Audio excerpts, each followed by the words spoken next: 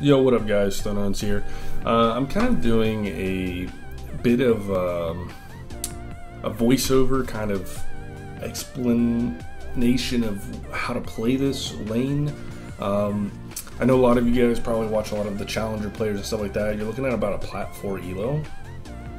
This was straight me dominating this guy.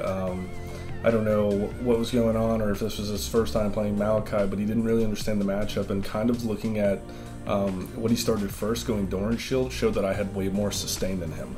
Another thing is, I know that he started bot lane, or Kha'Zix started bot lane, right?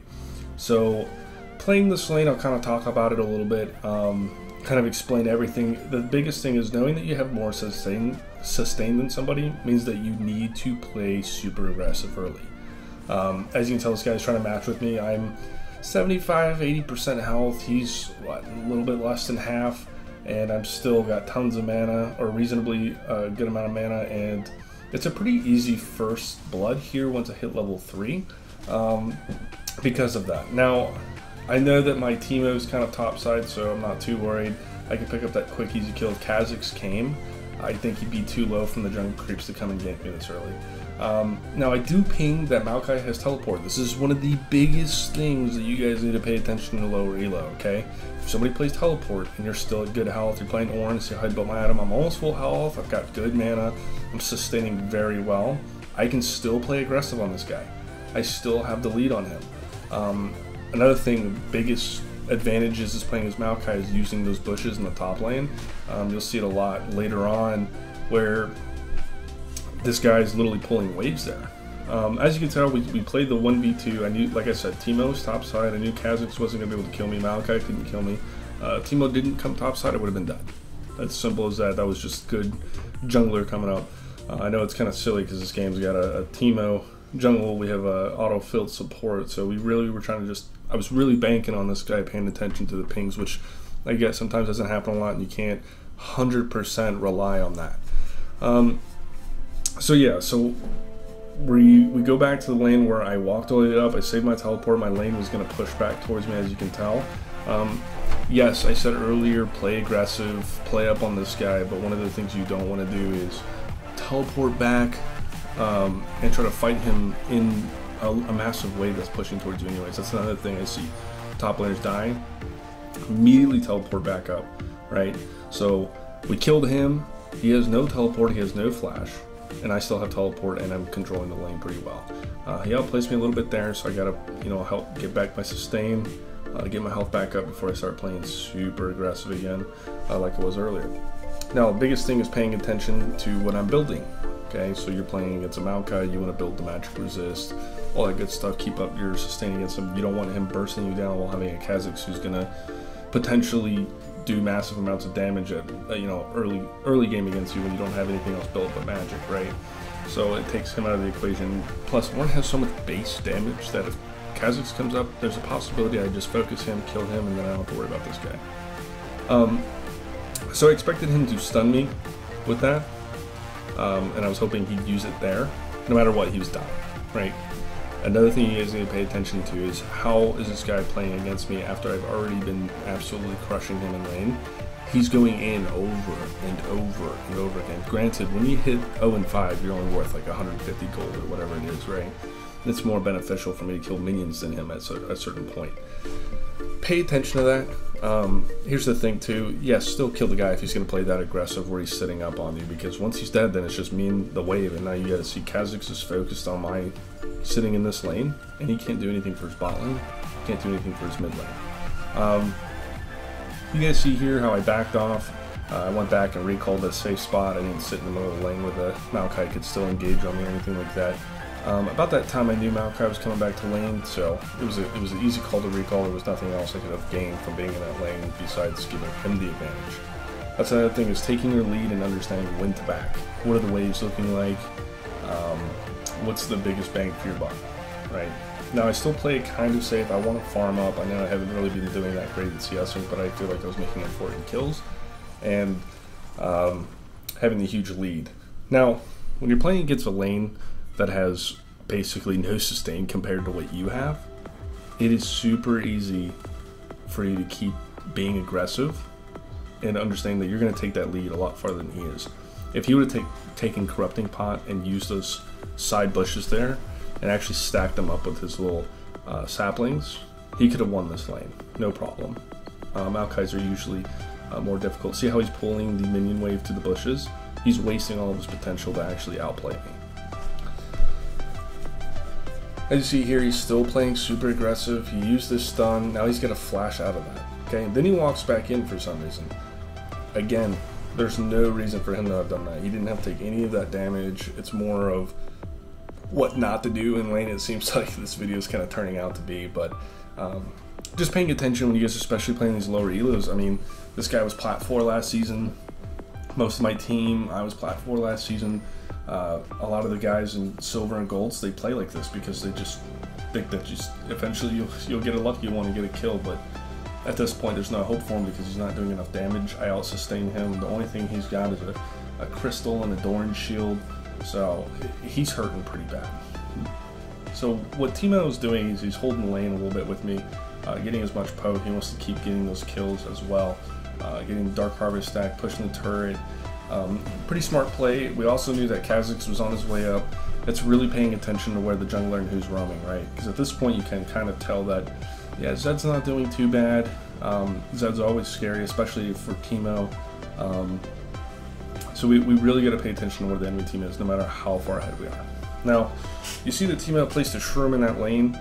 Even though I'm at half health and lower mana, I'm going to build my item, I'm going to sit there, and if anybody engages, that's going to do quite a bit of damage on top of what me playing Ornn already does. So I'm playing off that. I know that Kha'Zix is eventually going to come over here, and I'm pretty much just trying to set up my lane so that I have to draw Kha'Zix's attention or I'm taking this turret. And that's one of the biggest things for laning phases is when you dominate like this. Look at this. This guy has to come up. He can't help his other lanes. Bot lane shoved all the way in and he's not going there. I messed up there. I got a little outplayed where I took 2 turret shots, and of course he does the hard chase against somebody who's got low cooldowns, so it was an easy Q back into him. I wasn't worried about dying there after he hit the shroom, just because I knew he was going to keep walking towards me. For a lot of these videos I didn't want to show too much of just CSing. I wanted to kind of show you guys kind of some of the key points of what to do. If you've got super good lane control, I'm sure you guys have seen that I've placed that ward in that tri-bush. Same thing for the other way around. You want to keep placing the wards closer to their side so you know where their jungler's at all times. If you are the stronger laner, they can't 1v1 you for that spot. So if you put a control ward down, there's nothing they can do about that. Okay, so I'm starting to shove the wave in. I'm gonna get another kill on him. My biggest focus right now is just shoving in this turret as much as possible and looking for a chance to roam. At a certain point, I realized that it was time to roam mid. Here soon, it looks like a lot of groupings happening. This guy's not doing anything to me. He's not doing anything for his team. I think his biggest bet would have been to team up and use some of his CC for an advantage. See right here what I was talking about, right? He could have potentially died here, all for a control ward. That wouldn't have mattered because it's not like Timo is going to be running him down. He needs to focus more on me anyways and hug that turret. That's another big thing that you guys, not you guys, like everybody does it, but just in general, people just start running it down into you and expect that at some point when you're 0-8 that you can come back and start getting kills all of a sudden on a guy who's been crushing you.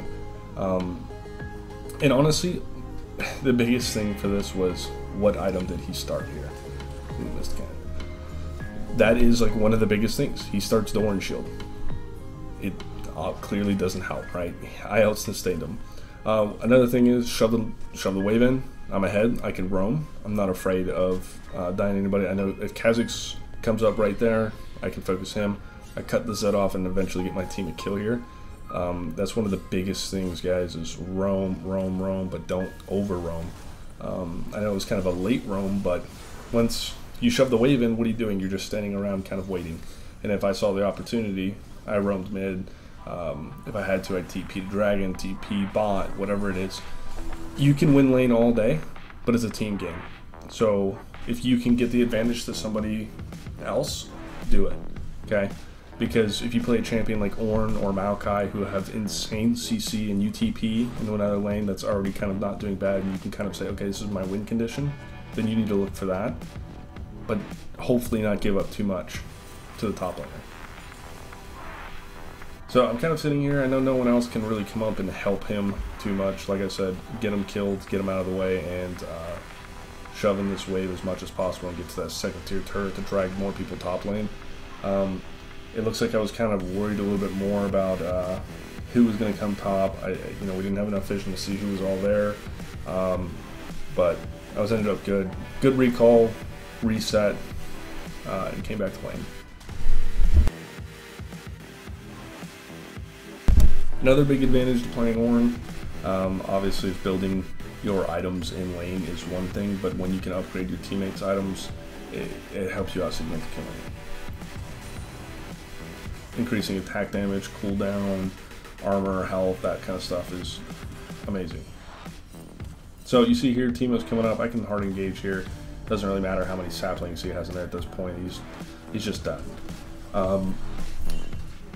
Another thing, guys, if you guys enjoy these videos, you'd like a little bit more in depth on a certain thing that I see, just let me know. My biggest goal right now is trying to get to Diamond. I know it's pretty far, you know, outstretched, ending Plat 4 last season, but that's my biggest goal, and I'm going to try to do it only Ornn. At the beginning of this video, I posted the runes there. I hope you guys saw it. Those are some of the runes I saw from some of the challenger players in Korea and stuff like that, so it's definitely better than going Grasp. I've actually noticed that I dominate way more champions in lane. Usually even a Maokai going Dorn Shield can kind of be rough with Grasp, and this actually ended up working out a lot better because it seems to give more damage output. And being able to interchange spells, when you take a teleport out and you put Ignite in there, when your teleport's on cooldown anyways, you have the lane advantage, especially when you're ahead by 1 kill. That Ignite right there already sets you so much farther ahead. So I see that the Zed's pretty strong right now, but I know I can take him. I've got my Sunfire Cape. I don't really see him doing too much with my Ninja Tabi. And I'm kind of just waiting for him to step up because I know he's going to play a little bit more cocky because he's not doing too bad, and just kind of playing off that. He chooses to fight me here. I kind of eat a lot of the spells. I was slowed pretty bad, but I knew that I could get the damage output on him and catch the kill there. So at this point, this is where I should have backed immediately. There's nothing I could really do here, even if I push that wave. We're not getting that turret. E out of the Sentinel ult, still shielded the Kha'Zix, and honestly, that probably saved his life. I messed up my W here and ended up giving a 1,000 gold shutdown to the Kha'Zix. Not the smartest idea. If the enemy team even had somebody on the team that could have potentially carried that 1,000 gold to Kha'Zix, could have been significantly able to turn the tables, potentially. You never want to give somebody who can be potentially a hyper carry like that 1,000 gold all of a sudden, because that's an entire serrated Dirk, right? So it's also being mindful, even if you're ahead, not to give the lead away just because you want to push one more wave when you have 25% health. So that is something that I've really viewed on my own VODs, which is what's working for me, what am I doing wrong, how can I do better, right? Well, I hope you guys enjoyed the video. We only got a few minutes left. If you guys enjoy these videos, let me know. I'll definitely do some more. I try to be more a little bit better at speaking to this and kind of helping give more insight. The enemy team just kind of went in here and we kind of just fed off that. Someone who was pinging like crazy to back off, but I knew no one was going to do enough damage to me, and as long as no one got to them, even if Zed gets them, they're killing one person and we finish him off. So wasn't too worried about it. But yeah, so this is pretty much the ending to it. I hope you guys enjoyed. Like I said, if you guys want to see more of this, just go ahead and put a comment below, like, subscribe. If you guys want to help out the channel, that'd be fantastic. And I'll catch you guys next time.